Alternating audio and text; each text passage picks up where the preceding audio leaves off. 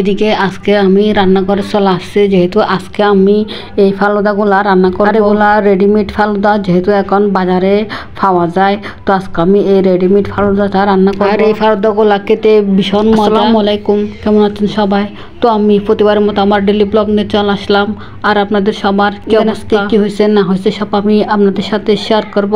যেহেতু আজকে আমি এই ফালুদাগুলা রান্না করব। ফালুদাটা রান্না করতে একদম সহজ, যেহেতু এখানে সব কিছু দিয়ে থাকে, এটা ইজিভাবে রান্না করা যায়। এখানে আমি দুধ নিয়েছি, সেগুলো আমি চুলায় বসিয়ে, আর এই দুধটা আমি ভালো করে জাল দিয়ে নিব।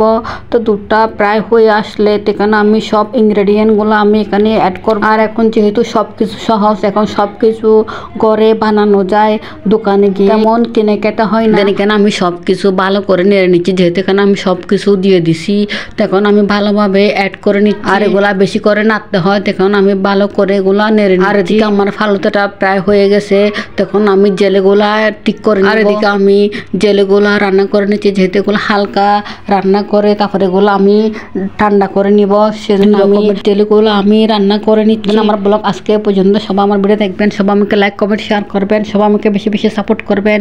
নেক্সট ব্লগে আবার দেখা হবে। সবাইকে বিদায় জানিয়ে আল্লাহ হাফেজ, বাই।